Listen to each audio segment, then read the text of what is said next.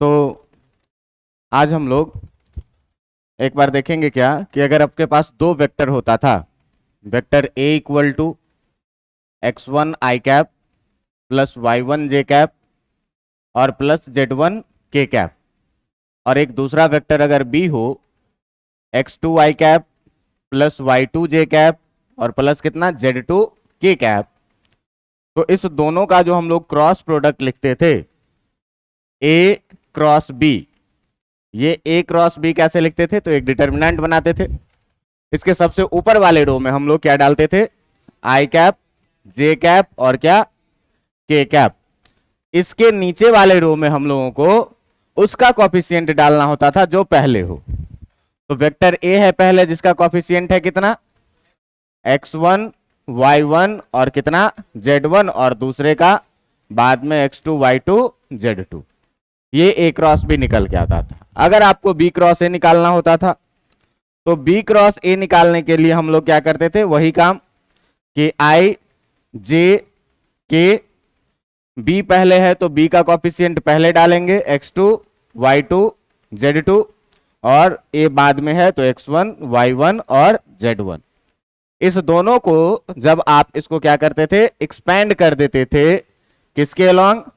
Along r1। इसको भी क्या करना है? एक्सपैंड कर देना है किसके अलोंग? तो अलोंग r1। तो आपका आंसर क्या हो जाता था? आ जाता था।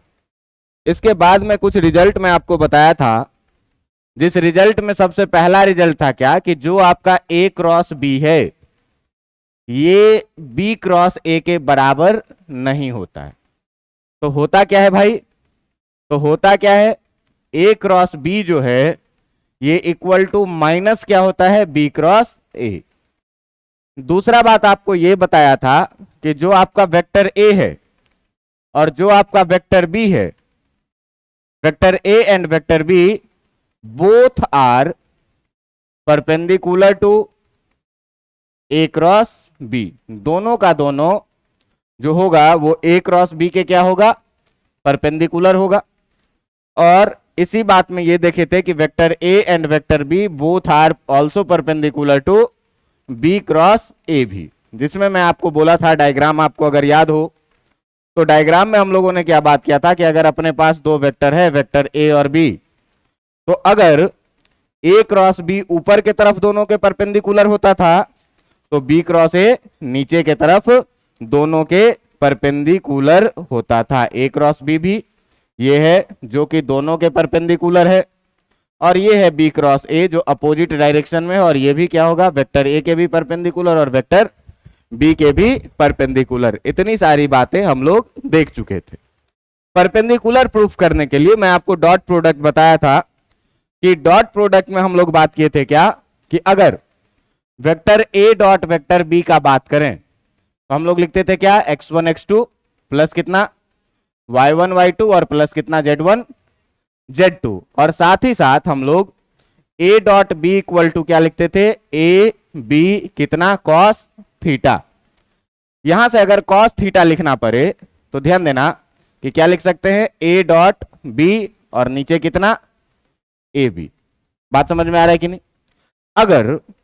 अगर a dot B equal to हो जाए कितना? 0, तो a डॉट बी अगर 0 हो जाएगा तो ये कितना हो जाएगा? 0 अपॉन ए बी, जो कि किसके बराबर में हो जाएगा? तो अगर a डॉट बी 0 हो जाए इसका मतलब कि आपका जो cos थीटा है ये कितना हो जाएगा? और ये थीटा कितने डिग्री पर होता है?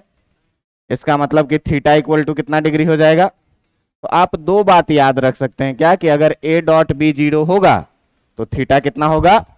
इसका मतलब क्या कि वेक्टर ए और वेक्टर बी दोनों एक दूसरे के क्या होगा? परपेंडिकुलर होगा। इतनी बातों में मेरे ख्याल से आपको किसी तरह की दिक्कत नहीं होगी, और इसी सारे कॉन्सेप्ट का यूज करके हम लोग आज क्रॉस प्रोडक्ट का एक आध क्वेश्चन देखेंगे, और एक आध क्वेश्चन देखेंगे जिसमें पहला क्वेश्चन दिया हुआ है क्या कि if vector A equal to मान लो 7i minus 3j plus 4k, और वेक्टर बी इक्वल टू दिया हुआ है कितना? 2i plus 5j minus 3k, then find करना है आपको। पहला में आपको ए क्रॉस बी निकालना है, दूसरा में आपको बी क्रॉस ए निकालना है। तीसरा में आपको कह रहा है क्या कि prove that A cross B जो होगा ये किसके बराबर में होगा, माइनस बी क्रॉस ए के बराबर में होगा। चौथा सवाल आपसे क्या कह रहा है क्या कि prove that vector A is perpendicular to A cross B. पांचवा में क्या कह रहा है कि prove that vector B is perpendicular to A cross B, मतलब कि वेक्टर ए और वेक्टर बी दोनों जो है वो क्या होगा, ए और बी दोनों के क्या होगा, परपेंडिकुलर होगा। ए बी दोनों ए क्रॉस बी के क्या होगा, परपेंडिकुलर होगा। इतनी चीजें अभी तक हम लोग पढ़े थे और एक क्वेश्चन के द्वारा हम लोग क्या करेंगे कि इसी सारे चीजों को एक एक करके प्रूफ करना शुरू करेंगे। बात समझ में आ रहा है कि नहीं? तो देखो कि सबसे पहला काम है कि आपने को ए क्रॉस बी निकालना। बात समझ में आ रहा है? तो ए क्रॉस बी निकालने के लिए आप करेंगे क्या, अगर आपको ए क्रॉस बी निकालना है पहला सवाल के लिए, तो ए क्रॉस बी निकालना है तो क्या करेंगे, एक डिटर्मिनेंट बनाएंगे। सबसे पहले क्या लिखेंगे, आई जे और कितना के। इसके बाद आप देख रहे हैं क्या कि इसमें ए पहले है, इसका मतलब कि ए का कॉफिशिएंट पहले लिखाएगा और ए का कॉफिशिएंट क्या है, 7 माइनस 3 और कितना 4। 7 माइनस 3 और 4, तो यहां पर आप लिखेंगे क्या, 7 माइनस 3 और कितना, बी बाद में है तो बी का कॉफिशिएंट बाद में लिखाएगा जो कि है कितना 2, 5 और माइनस 3। तो 2, 5 और माइनस 3 लिखेंगे, 2, 5 और कितना माइनस 3। अब अगर इसी को हम लोग क्या करें, एक्सपेंड कर दें किसके अलोंग, तो एक्सपेंड कर दें अलोंग क्या, R1। तो एक्सपेंशन के लिए आपको साइन कन्वेंशन अगर याद हो तो साइन कन्वेंशन हम लोग यूज क्या करते थे, और प्लस माइनस प्लस, यही ना। R1 जो है आपका, R1 ये वाला है, मतलब साइन कन्वेंशन क्या लेके चल रहा है, प्लस माइनस प्लस। तो जैसे एक्सपेंड करेंगे तो आई कैप प्लस में लेंगे, डिटर्मिनेंट बनाना है। और आई कैप आपका मैं क्या बोला हूं कि जिस एलिमेंट को लीजिए वो जिस रो में है, जिस कॉलम में, उसको क्या करिए, और जो बच गया -3, 4, 5 और कितना -3 उसको लिख लीजिए। फिर दूसरा एलिमेंट है, दूसरे एलिमेंट का साइन क्या जाएगा, माइनस जे कैप। अब देखना कि माइनस जे कैप हम लिखे तो माइनस जे कैप जिस रो में है, जिस कॉलम में है, उसको क्या करो, ये वाला रो है और ये वाला कितना बचा, 7, 2, 4 -3, 7, 2, 4 और कितना, फिर तीसरा क्या आएगा, प्लस के कैप। तो प्लस के कैप में देखेंगे क्या कि के कैप जिस रो में है उसको कैंसिल, जिस कॉलम में है उसको, कितना बचा, 7 -3, 2 और 5, कितना बचा है, 7 -3, 2 और कितना 5, यही चीज बचा है। अब क्या बोला हूं आपको कि ऐसे मल्टीप्लाई करिए और ऐसे मल्टीप्लाई करके क्या करिए, सब्ट्रैक्ट कर लीजिए। तो कितना लिखिएगा, आई कैप इंटू -3 और -3 कितना हो जाएगा, और -5 4 जा कितना हो जाएगा, क्लियर। माइनस जे कैप ऐसे मल्टीप्लाई करिएगा, 7 3 जा कितना हो जाएगा, और ऐसे मल्टीप्लाई करिएगा तो 4 2 जा कितना हो जाएगा। प्लस के कैप है तो के कैप डालिए, ऐसे मल्टीप्लाई करिएगा, 7 5 जा कितना, और -3 और 2 को मल्टीप्लाई करिएगा तो कितना हो जाएगा, -6। बात समझ में आ रहा है कि नहीं आ रहा है? ध्यान से देखिएगा, 20 में से 9 जाएगा -11, आई कैप। यहां देख लो 21 और 8 29, -29, इस माइनस से मल्टीप्लाई होगा +29 कितना, जे कैप। और यहां देख लो 35 और +6 हो जाएगा, तो 35 और +6 कितना, 41 और कितना हो जाएगा, के कैप। यही जो आपका निकल के आ गया, क्या निकल के आ गया, ए क्रॉस बी। बातें समझ में आई कि नहीं आई? बातें समझ में आई, ये निकल के आ गया क्या, ए क्रॉस बी। अब हमको क्या निकालना है, बी क्रॉस ए। तो बी क्रॉस ए निकालने के लिए आप क्या करेंगे, 2 नंबर में आपको निकालना है क्या, बी क्रॉस कितना, ए। तो बी क्रॉस ए निकालने के लिए मैं क्या बोला हूं कि एक डिटर्मिनेंट बनाओ, सबसे ऊपर वाले रो में क्या डालो, आई जे के। अब इस दोनों में देखो कि b पहले है, तो b का कोफिशिएंट क्या करो, पहले डालो। b का कोफिशिएंट है कितना, 2, 5 और -3, कितना है 2, 5 और कितना, और a का कोफिशिएंट बाद में है, तो a का कोफिशिएंट बाद में डालो, जो कि है कितना 7 -3 और कितना 4, तो 7 -3 और कितना 4। क्लियर है। इसको फिर से क्या करना है, हमको एक्सपेंड कर देना है, किसके अलोंग, तो एक्सपेंड अलोंग किसके, R1 के।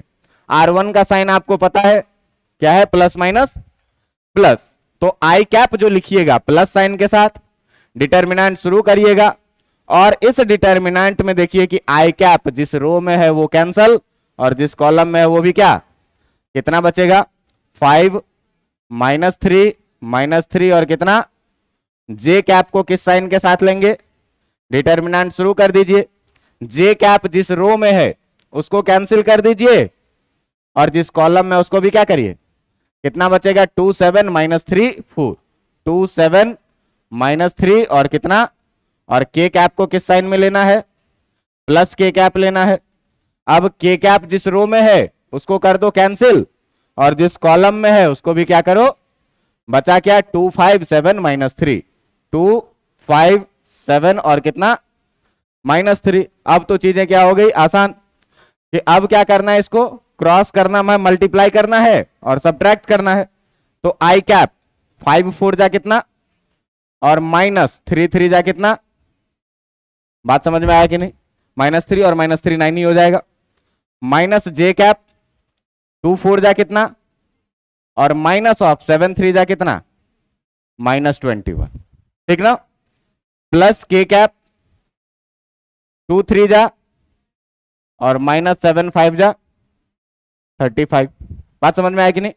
20 -9 कितना हो गया 11 आई कैप, 20 -9 11 आई कैप, ये देख लो प्लस हो जाएगा 21 और 8 29, यानी कि -29 कितना, और यहां पर देख लो -41 के कैप, कितना -41 कितना के कैप, ये जो निकल के आया वो क्या निकल के आया आपका B क्रॉस A। बात समझ में आया कि नहीं। अब देखो कि तीसरे सवाल के लिए ध्यान से देखना, कि जो तुम्हारा तीसरा सवाल है, तो हम लोग जो निकाले हैं A क्रॉस B, ये A क्रॉस B कितना निकल के आया है पहले सवाल में, -11 + 29 और +41, -11 आई कैप +29 जे कैप और +41 के कैप। और आप अगर देखेंगे कि वेक्टर B क्रॉस A जो आया है, जो आपका B क्रॉस A है, ये कितना आया है, तो 11 आई कैप -29 जे कैप और -41 कितना। आप ध्यान से देखिए कि यहां जो आपका A क्रॉस B है, इस सारे में से क्या करिए माइनस कॉमन कर लीजिए, कितना हो जाएगा माइनस कितना और माइनस कितना 41 के कैप, सब में से माइनस कॉमन कर ली। ध्यान से देखो कि ये चीज क्या है, B क्रॉस A है, तो क्या हो गया A cross B equal to क्या माइनस कितना B क्रॉस कितना, ये तीन चीज आपका वेरीफाई हो गया। बात समझ में आ रहा है कि नहीं। चौथा में क्या कह रहा है, चौथा सवाल क्या कह रहा है आपको कि prove that vector A is perpendicular to A cross B, कि वेक्टर A और A क्रॉस B क्या है परपेंडिकुलर। तो थोड़ा देर के लिए देखो, हम मानते हैं क्या चौथे सवाल के लिए, क्या मानते हैं क्या कि लेट जो आपका A क्रॉस B है, ये कोई नया वेक्टर C के बराबर में है, और जो आपका A क्रॉस B का वैल्यू आया है वो कितना आया है -11 आई कैप +21 जे कैप और +41 कितना के कैप, ये आया है A क्रॉस B। इसको हम एक नया वेक्टर C मान ली, +29 है, +29 जे कैप, सही, प्लस कितना 29 जे कैप, ये इसको हम कोई एक नया वेक्टर C मान लिया अपने मन से, ठीक ना। अब किसके प्रूफ करना है कि परपेंडिकुलर है, वेक्टर A के।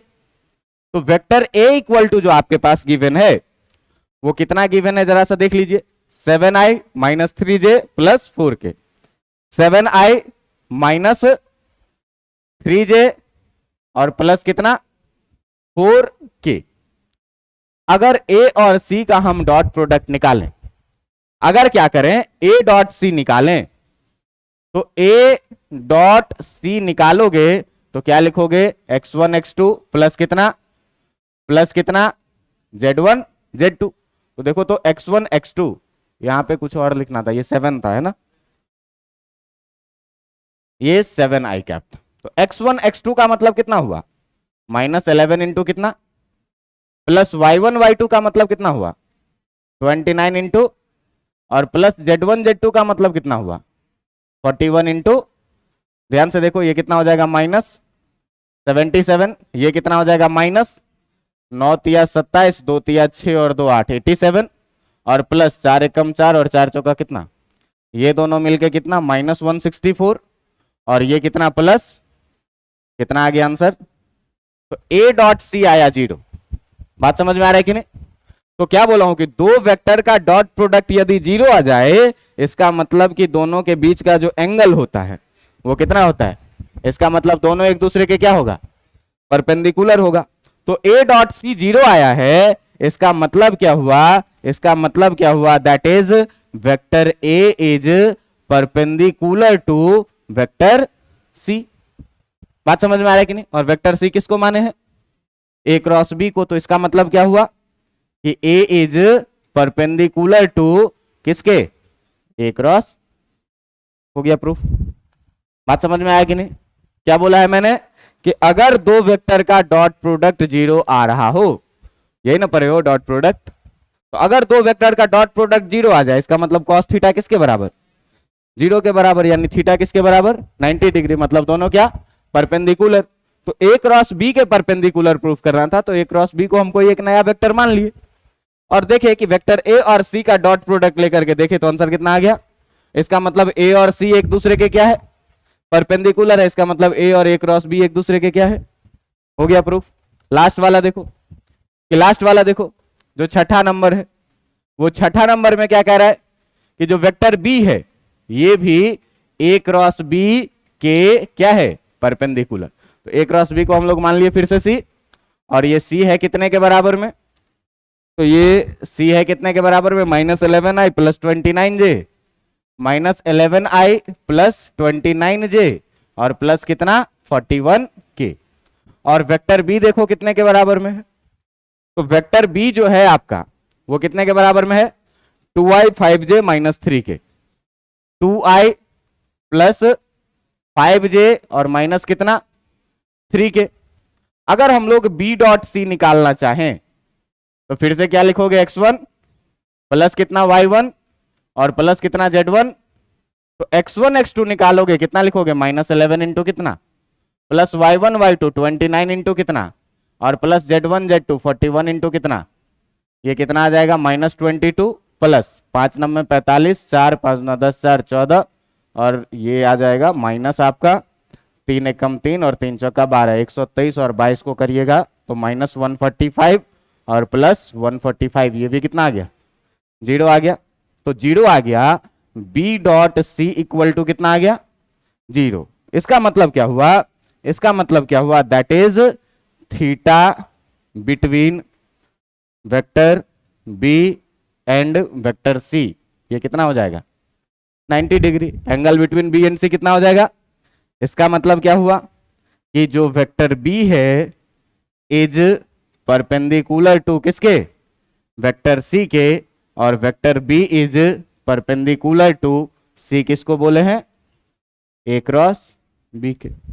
बात समझ में आया कि नहीं? तो परपेंडिकुलर चेक करने के लिए सीधे क्या करना है डॉट प्रोडक्ट को 0 प्रूफ कर देना है, काम हो जाएगा।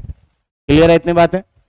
अब इसी में मैं अगर 7वां सवाल में आपसे ऐड कर दूं, अगर मैं 7वां सवाल आपसे ऐड कर दूं कि prove that vector A is perpendicular to B cross A, आपको प्रूफ करना है।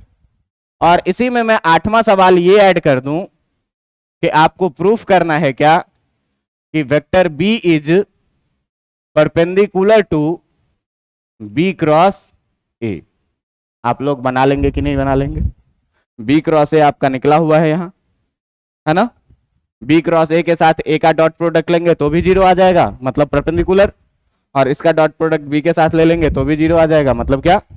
जरा सा कॉपी निकाल के करके देखिए।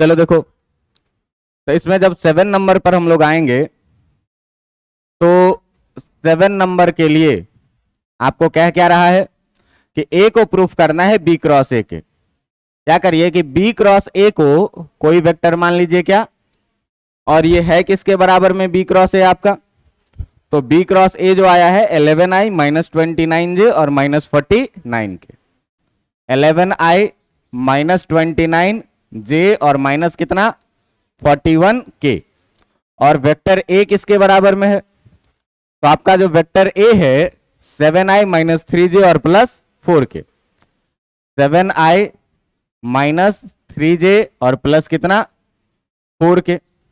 अब देखिए कि अगर a डॉट सी आप निकालेंगे, a डॉट सी निकालेंगे तो x1 x2 11 इंटू कितना प्लस y1 y2 माइनस 29 और इंटू कितना, और प्लस z1 z2 माइनस 41 और इंटू कितना, ये कितना हो जाएगा 77 प्लस 3 नम्बे 27 का 7 2 3 दूना 6 2 8 और माइनस 4 एकम 4 और 4 चौका कितना, ये हो जाएगा तुम्हारा 164 माइनस 164। आंसर कितना आ गया? इसका मतलब क्या हो गया कि वेक्टर ए जो है ये परपेंडिकुलर है किसके, इसका मतलब क्या हो गया कि वेक्टर ए जो है ये परपेंडिकुलर है सी किसको माने हैं, बी क्रॉस ए को। बात समझ में आया कि नहीं? अगला देखो, अगला देखो 8 नंबर में, 8 नंबर में क्या कह रहा है, बी क्रॉस ए जो है इसको फिर से क्या करना है, सी मान लेना है, और सी है किसके बराबर में 11i माइनस 29j और कितना माइनस 41 के बराबर में, और जो आपका वेक्टर बी है ये वेक्टर बी है कितने के बराबर में 2i प्लस 5j माइनस 3 के, 2i प्लस 5j और माइनस कितना 3 के। अगर आप b डॉट सी निकालेंगे तो x1 x2 11 into 2 plus y1 y2 minus 29 into 5 और plus z1 z2 minus 41 into कितना माइनस 3, ये आ जाएगा कितना 22 माइनस 9 पंचे 45 का 5 4 145 और ये आ जाएगा आपका प्लस 3 एकम 3 3 चौका 12 145 माइनस कितना 140, आंसर कितना आ गया 0। तो बी डॉट सी आ गया 0। इसका मतलब क्या हुआ कि जो वेक्टर बी है ये परपेंडिकुलर है किसके, वेक्टर सी के, और इसका मतलब क्या हुआ कि वेक्टर बी जो है ये परपेंडिकुलर है किसके, बी क्रॉस ए के। बात समझ में आ रहा है कि नहीं? तो सारी बातें जो मैंने कल बोला था वो एक एक करके हम लोग क्या कर रहे हैं, प्रूफ कर करके देख लिए क्वेश्चन से। अब आपको सवाल कैसे पूछा जाएगा इस पर मैं आपको कुछ सवाल में करके दिखाता हूं। बात समझ में आ रहा है? तो सवाल पूछा जाएगा क्या, तो देखो अब पीछे जितना भी हम लोग वेक्टर पढ़े हुए हैं, पीछे जितना भी वेक्टर हम लोग पढ़े हुए हैं उस सारे पर आपसे क्या किया जाएगा, सवाल पूछा जाएगा। इस तरह से सवाल पूछा जाएगा तो क्वेश्चन कह देगा क्या, कह देगा क्या कि find a unit vector, find a unit vector which is perpendicular to both vector A equal to 2i plus 3j plus 4k and vector B equal to 3i plus 2j plus 4k। दो vector दे दिया ऐसा और कहा कि इस दोनों के perpendicular हमको यूनिट वेक्टर चाहिए। तो आपको पता है कि इस दोनों का क्रॉस प्रोडक्ट ही क्या होता है, इस दोनों के परपेंडिकुलर होता है। और यूनिट वेक्टर निकालने के लिए मैंने आपको कभी पढ़ाया है कि r cap equal to vector r by क्या, मैग्नीट्यूड ऑफ वेक्टर। बात समझ में आ रहा है कि नहीं? तो एक वेक्टर जो वेक्टर ए और वेक्टर बी दोनों के परपेंडिकुलर हो वो क्या होता है, दोनों का क्रॉस प्रोडक्ट होता है। बात समझ में आ रहा है कि नहीं? तो हम लोग यहां से बात शुरू करेंगे क्या, इसके सॉल्यूशन में बात करेंगे क्या कि वी नो दैट, क्या जानते हैं, तो we know that A cross B जो होता है इज परपेंडिकुलर टू बोथ, किसके किसके, वेक्टर ए के भी और वेक्टर बी के भी। हम लोग ये जानते हैं क्या कि ए क्रॉस बी जो है आपका, ये ए के भी परपेंडिकुलर है और बी के भी परपेंडिकुलर होता है। तो इस दोनों का परपेंडिकुलर वेक्टर निकालने के लिए सबसे पहला काम क्या करना पड़ेगा, सबसे पहला काम क्या करना पड़ेगा, ए क्रॉस बी निकालना पड़ेगा। और ए क्रॉस बी निकालने के लिए क्या जुगाड़ है, आई कैप जे कैप और क्या, ए का कॉफिशिएंट कितना 2 3 और बी का कॉफिशिएंट कितना 3 2 4। अब इसको क्या करना है, एक्सपेंड कर देना है। एक्सपेंड किसके अलॉन्ग करेंगे, R1 के अलॉन्ग। तो आई जिस रो में है वो खत्म, जिस कॉलम में है ये खत्म, 3 4 2 4 माइनस जे जिस रो में है वो खत्म, जिस कॉलम में है रो ये वाला और कॉलम कितना बचा 2 4 3 और कितना प्लस के जिस रो में है वो खत्म और जिस कॉलम में है वो खत्म, कितना बचा 2 3 3 और कितना, इसको सॉल्व करो, आई कैप इंटू 3 4 जा माइनस 4 2 जा माइनस जे कैप इंटू 2 4 जा माइनस 4 3 जा प्लस के कैप इंटू 2 2 जा माइनस 3 3 जा, कितना आ गया आंसर, आंसर आ गया कितना, ये 2 है ना, ढंग से लिख दो 2। अब देखिए कितना आ गया, 12 में से 8 गया 4 आई कैप, ये कितना हो गया प्लस 4 जे कैप और कितना माइनस 5 के कैप। यानी कि जो आपका ए क्रॉस बी आया, जो आपका ए क्रॉस बी आया, ये ए क्रॉस बी को हम लोग क्या करते हैं, थोड़ा देर के लिए मान लेते हैं क्या कि यही क्या है, वेक्टर आर है। और ये वेक्टर आर का जो वैल्यू आया है वो कितना आया है 4i प्लस 4j और माइनस कितना 5k। अब हमको क्या करना है, इस दोनों के परपेंडिकुलर वेक्टर निकालना है, यूनिट वेक्टर निकालना है। तो फॉर यूनिट वेक्टर हम लोग ये बात जानते हैं क्या कि फॉर यूनिट वेक्टर, अगर हम लोग यूनिट वेक्टर के लिए बात करें तो क्या लिखते हैं आर कैप, और आर कैप इक्वल टू क्या लिखते हैं vector r by magnitude of क्या, वेक्टर आर है कितने के बराबर में 4i प्लस 4j और माइनस कितना 5k और मैग्नीट्यूड कितना लिखते हो root under x square plus y square और प्लस कितना कितना हो जाएगा ये 4i प्लस 4j माइनस कितना 5k और नीचे में हो जाएगा कितना रूट अंडर 16 16 और कितना 25, 32 और 25 को जोड़ेंगे तो 50 67 है ना, 16 16 32 52 5 57, कितना हो गया 4i प्लस 4j माइनस कितना 5k और नीचे कितना हो जाएगा रूट अंडर 57। यही क्या हो गया, दोनों के परपेंडिकुलर एक यूनिट वेक्टर। क्यों कि ए क्रॉस बी के अलॉन्ग ये यूनिट वेक्टर है और ए क्रॉस बी क्या है, वेक्टर ए के भी परपेंडिकुलर और वेक्टर बी के भी परपेंडिकुलर, तो ये दोनों के परपेंडिकुलर हो जाए। बात समझ में आया कि नहीं आया? बात समझ में आया कैसे निकालना है? आगे देखिए कि आपसे कैसे सवाल पूछा जाएगा। आपसे सवाल क्या पूछा जाएगा कि अगर वेक्टर ए इक्वल टू आपको दे दिया, मान लीजिए 3i minus 4j plus 7k, और वेक्टर बी इक्वल टू आपको दे दिया क्या, 4i plus 4j minus 3k, इस तरीके से। वेक्टर सी इक्वल टू आपको दे दिया 2i plus 2j plus 2k, तो आपसे कह देगा क्या कि फाइंड फाइंड पहला में a cross b dot C, दूसरा में आपसे क्या कह देगा, a cross b dot b cross c। इस तरह से आपसे सवाल पूछ देगा। तो करना क्या है, पहले a और b का क्रॉस प्रोडक्ट निकाल लोगे कि नहीं निकाल लोगे, और उसको c के साथ में डॉट प्रोडक्ट कर लोगे कि नहीं कर लोगे। दोनों का क्रॉस प्रोडक्ट निकालना है, जो दोनों का आंसर आया हो उस दोनों को क्या करना है, डॉट प्रोडक्ट में ले लेना है। बनाओगे कि नहीं बनाओगे, बनाओ इसको।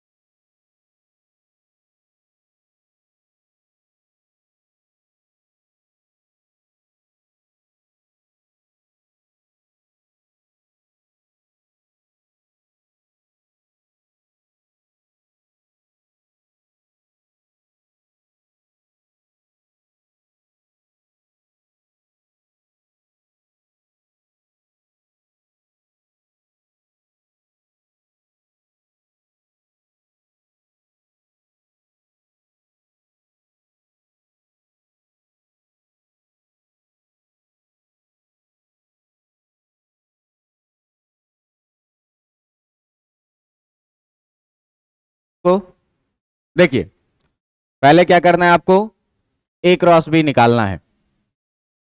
सॉल्यूशन फर्स्ट का हमको निकालना है क्या, ए क्रॉस बी। तो ए क्रॉस बी निकालने के लिए क्या करना है, पहले आपको डिटर्मिनेंट बनाना है आई जे और क्या, और ए पहले है तो ए का कॉफिशिएंट पहले लिखना पड़ेगा, 3 - 4 और कितना 7, 3 - 4 और कितना 7, और बी का कॉफिशिएंट बाद में लिखना है 4 4 और कितना -3, कितना है 4 4 और कितना -3। एक्सपेंड करोगे तो जब एक्सपेंड करोगे इसको अलोंग R1, तो R1 के अलोंग एक्सपेंड करने के लिए आई कैप लिखिए, और आई कैप जो है तो जिस रो में है और जिस कॉलम में उसको खत्म कीजिए, बचा कितना -4 7 4 और कितना -3। दूसरा वाला क्या लेना है, -j कैप, -j कैप जिस रो में है उसको खत्म कीजिए, जिस कॉलम में है उसको, कितना बचा 3 7 4 और कितना प्लस कितना लेना है k कैप, k कैप जिस रो में है उसको खत्म कीजिए और जिस कॉलम में है उसको, कितना बचा 3 -4 4 और साथ में कितना, क्लियर है। देखो कितना लिखोगे, आई कैप 4 3 जा और -7 4 जा, -j कैप कितना लिखोगे -9 और माइनस कितना प्लस कितना 3 4 जा और -4 4 जा कितना -16। ठीक है, ये कितना आ जाएगा -16 आई कैप, ये कितना हो जाएगा 28 2 30 और 7 37 प्लस 37 जे कैप, और ये कितना हो जाएगा आपका 16 12 28 28 कितना, ये निकल के आ गया क्या ए क्रॉस बी। अब देखो कि हमको ए क्रॉस बी और डॉट सी निकालना है, तो ए क्रॉस बी और डॉट सी निकालना है तो वेक्टर सी देखो कितना लिखा हुआ है, ये कहां पे,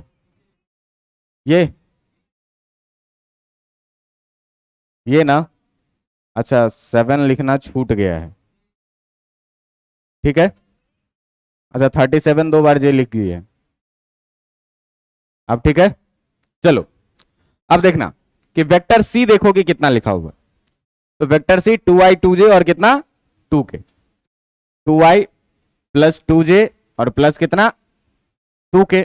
आपको निकालना है क्या, तो आपको निकालना है क्या, आपको निकालना है ए क्रॉस बी और डॉट कितना सी, तो ए डॉट बी, ऐसे देखो ए के जगह पर वो है और बी के जगह पर x1 x2 y1 y2 z1, कितना लिखोगे -16 इंटू 2 प्लस 37 इंटू और प्लस 28 इंटू कितना x1 x2 y1 y2 z1 z2, इसका वैल्यू जो भी आ जाए -32 प्लस 74 और प्लस 56, ये हो जाएगा -32 प्लस 130 और 130, तो ये आंसर आ जाएगा आपका 98।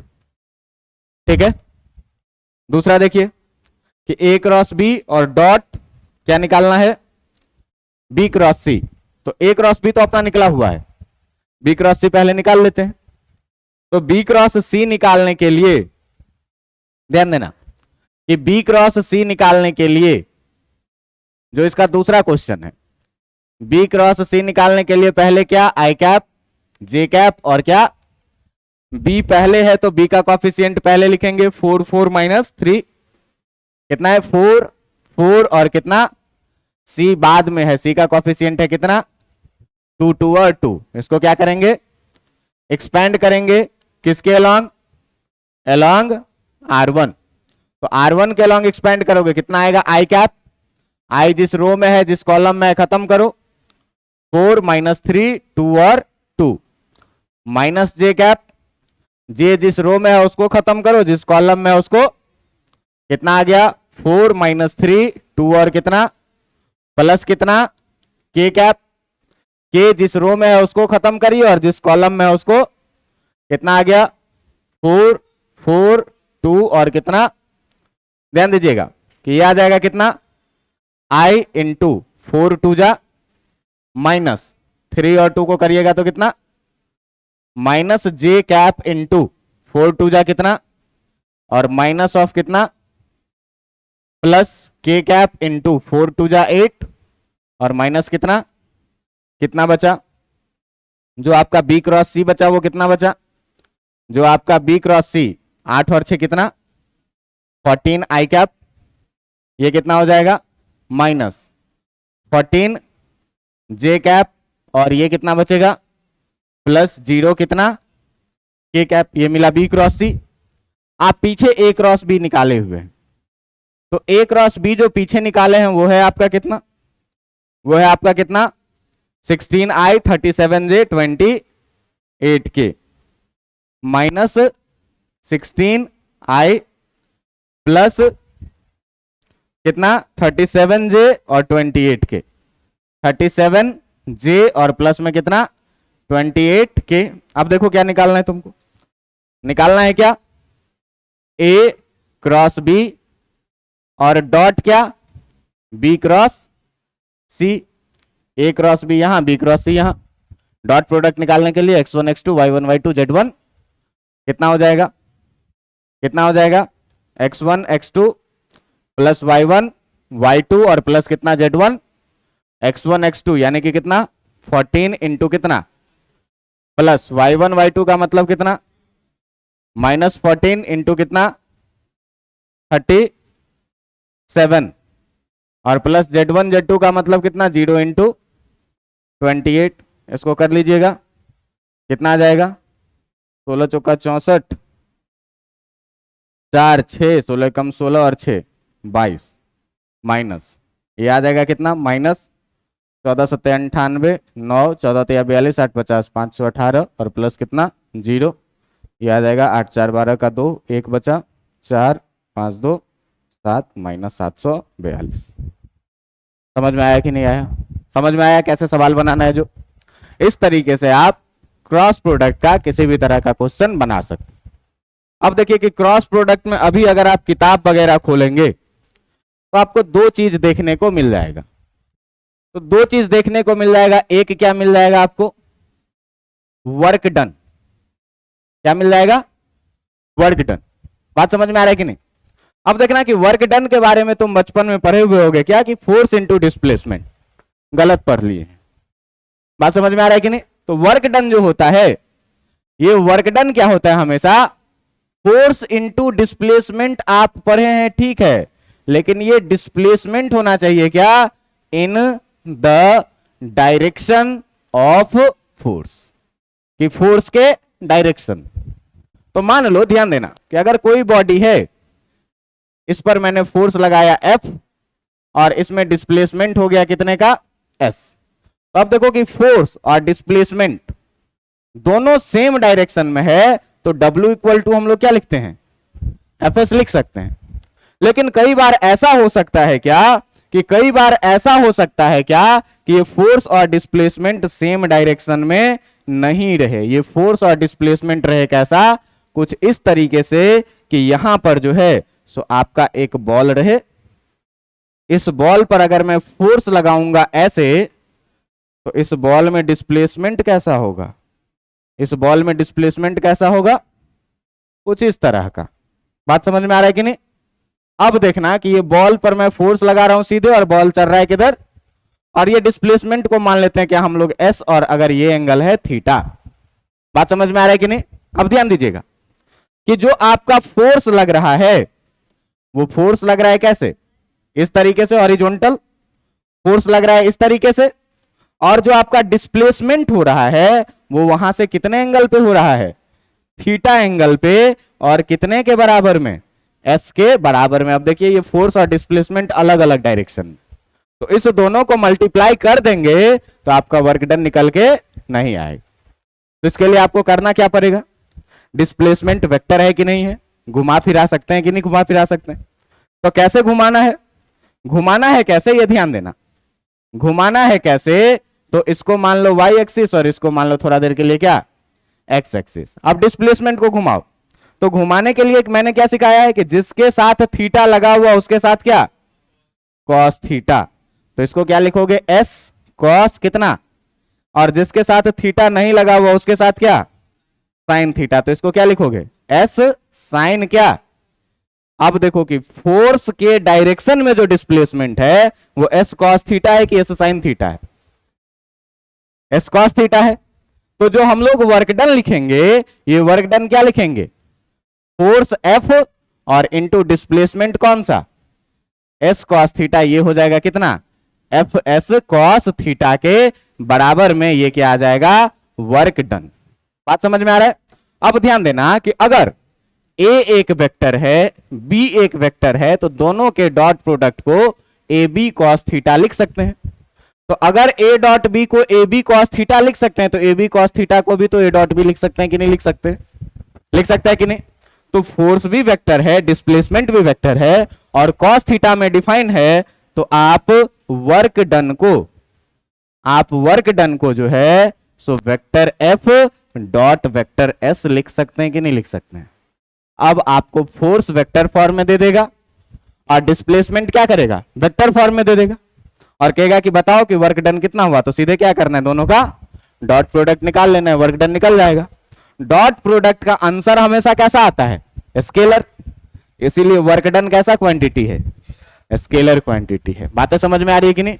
तो इससे पहले हम लोग रटते थे केवल क्या कि वर्क डन स्केलर क्वांटिटी है, लेकिन अब हर जगह वेक्टर होगा कि स्केलर होगा, ये देखेंगे। किस तरीके से देखेंगे, तो अगर दोनों स्केलर है, मल्टीप्लीकेशन में या डिवीजन में है और दोनों स्केलर है, तब तो रिजल्ट को स्केलर होना ही है। अगर डॉट प्रोडक्ट में डिफाइंड है तो स्केलर होगा, अगर क्रॉस प्रोडक्ट में डिफाइंड है तो वेक्टर होगा। बात समझ में आ रहा है कि नहीं। और डॉट प्रोडक्ट वाला कॉस थीटा होगा और साइन थीटा वाला क्या हो जाएगा, क्रॉस प्रोडक्ट। बात समझ में आ रहा है कि नहीं।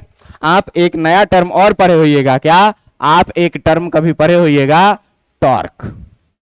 पढ़े हुए हैं कि नहीं पढ़े हुए हैं, टॉर्क पढ़े हुए हैं।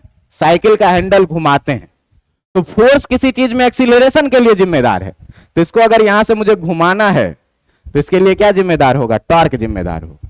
अब देखना कि टॉर्क किन किन बातों पर डिपेंड करता है। तो टॉर्क किसी चीज को किसके लिए जिम्मेदार है, घुमाने के लिए।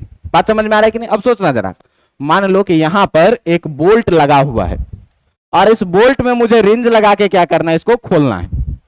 इसमें रिंज लगा के क्या करना है इस पर, तो कभी भी हम इस पर ऐसे फोर्स लगाएंगे या ऐसे फोर्स लगाएंगे तो ये बोल्ट घूमेगा क्या, नहीं घूमेगा। इसको घुमाने के लिए मुझे करना क्या पड़ेगा, तो इस रिंज के परपेंडिकुलर फोर्स लगाना पड़ेगा, ऊपर या परपेंडिकुलर नीचे, तब ये घूमेगा, या तो खुलेगा या तो टाइट होगा। बात समझ में आ रहा है कि नहीं। तो इस आर्म लेंथ को अगर हम लोग बोलते हैं L और इस फोर्स को अगर बोलते हैं हम लोग F। बात समझ में आ रहा है कि नहीं। इस आर्म लेंथ को क्या बोलते हैं, L, और इस फोर्स को अगर बोलते हैं हम लोग F। आर्म लेंथ को बोल दो R बोल दो, इसको L मत बोलो, क्या बोल दो, R बोल। तो तुम लोग टॉर्क के बारे में पढ़ा होगा कि टॉर्क जो होता है वो होता है क्या, force into perpendicular arm length. अब ध्यान देना कि force into perpendicular arm length, ये बात तो समझ में आ रहा है। जरा सा सोचिए कि किसी बोल्ट को खोलने के लिए छोटा सा रिंज लेके खोलना आसान होता है कि बड़े लेंथ का रिंज लेके खोलना आसान होता है? बड़ा, जितना बड़ा रिंज रहता है घुमाना उतना आसान रहता है। तुम देखोगे कि ट्रक वगैरह में अगर जक लगाता रहता है तो बड़ा सा रॉड लगा के खींचता है तो क्या होता है, ज्यादा टॉर्क लगता है, आसानी से घूम जाता है। नहीं तो ट्रक के बोल्ट में क्या करें, हैंड रिंच लगा करके ऐसे खोलेंगे, खुलेगा क्या, नहीं खुलेगा। उसमें क्या करेगा, बड़ा सा डंडा लगाना पड़े। इसका मतलब क्या है कि जितना बड़ा डंडा उतना ज्यादा टॉर्क, और जितना अधिक फोर्स लगाएंगे उतना अधिक। तो ये दोनों के प्रोडक्ट में डिफाइंड होता है, और ये टॉर्क बराबर जो होता है ये होता है क्या, vector r cross vector F. बात समझ में आ रहा है कि नहीं, क्या होता है वेक्टर आर क्रॉस एफ। तो देखो ये क्रॉस प्रोडक्ट में डिफाइंड है। तो टॉर्क कैसा क्वांटिटी होता है, वेक्टर क्वांटिटी। अब वेक्टर क्वांटिटी है तो डायरेक्शन होगा, वेक्टर क्वांटिटी है तो डायरेक्शन होगा। तो डायरेक्शन अब किधर होगा ये देखना। तो ये रिंज लगा है, इसको ऐसे घुमाएंगे तो एक बार में क्या होगा, टाइट होगा, उल्टा घुमाएंगे तो क्या होगा। अब कैसे में टाइट होगा, कैसे में घूमेगा, उसके लिए फिर से राइट हैंड थंब रूल। बात समझ में आ रहा है कि नहीं। रिंच को जिधर घुमाएंगे नीचे की तरफ, 4 उंगली को उधर घुमाइए, अंगूठा किधर जाएगा, अंदर की तरफ, इसका मतलब ये बोल्ट क्या होगा, रिंच को ऐसे घुमाइएगा ऊपर की तरफ, तो 4 उंगली को इधर घुमाइए, अंगूठा किधर आएगा, इसका मतलब बोल्ट क्या होगा। तो इसका डायरेक्शन हमेशा परपेंडिकुलर बाहर या परपेंडिकुलर, जब भी परपेंडिकुलर डायरेक्शन का बात हो इसका मतलब क्रॉस प्रोडक्ट। बात समझ में आ रहा है कि नहीं आ रहा है। तो ये दो चीज आप याद रखिएगा, इसीलिए क्योंकि कभी कभी आपसे सवाल में ये बात पूछ देगा क्या कि R इक्वल टू इतना दिया हुआ है, F इक्वल टू इतना दिया हुआ है, तो टॉर्क निकालो, किताबों में दे देता है सवाल, लेकिन अभी हम लोग टॉर्क पढ़े नहीं है, टॉर्क पढ़ेंगे आगे हम लोग डिटेल में, अभी बस मैं डेफिनेशन आपको पढ़ा दिया। हम लोग वर्क डन भी अभी पढ़े नहीं है डिटेल में, ये चीज मैं आगे पढ़ाऊंगा, पूरा वर्क एनर्जी पावर चैप्टर ही है।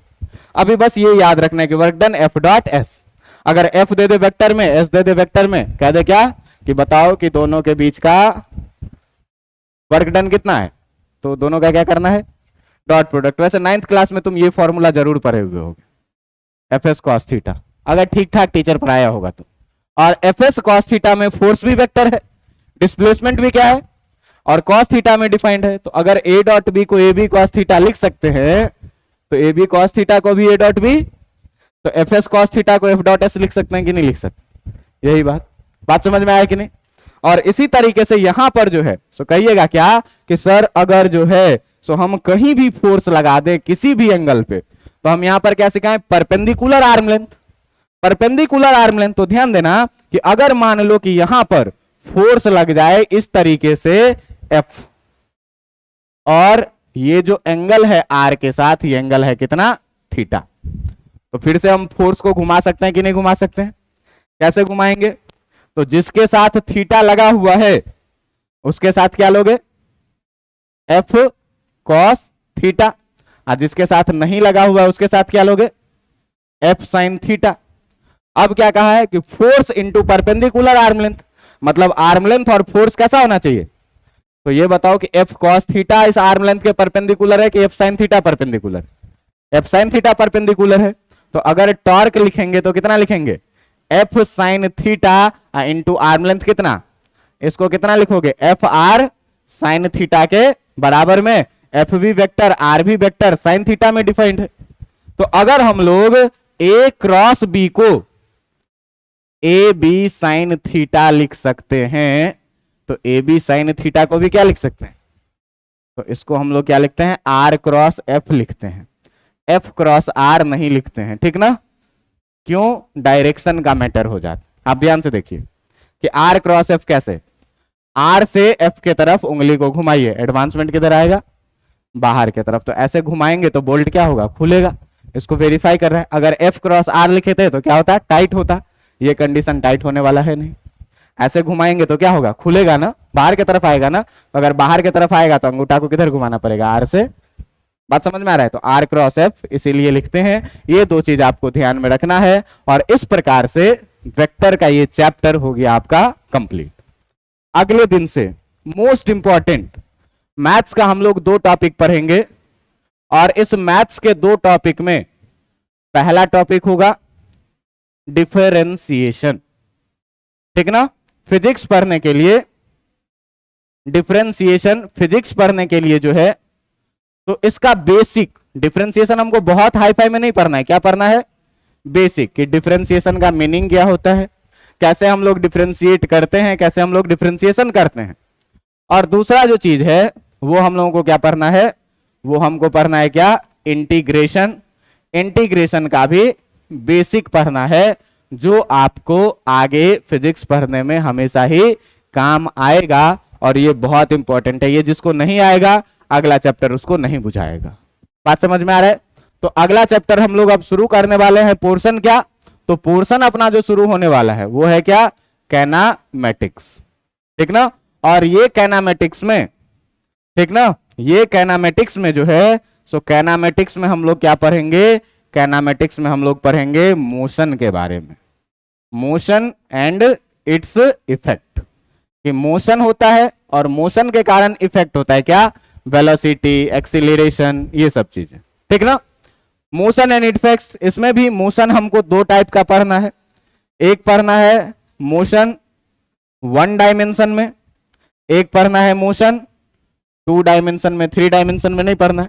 तो मोशन इन वन डायमेंशन जो है, मोशन इन स्ट्रेट लाइन आपका एक चैप्टर है, और मोशन इन टू डायमेंशन में आपका दो चैप्टर है, जिसमें एक का नाम है क्या, प्रोजेक्टाइल, और एक का नाम है क्या, सर्कुलर मोशन।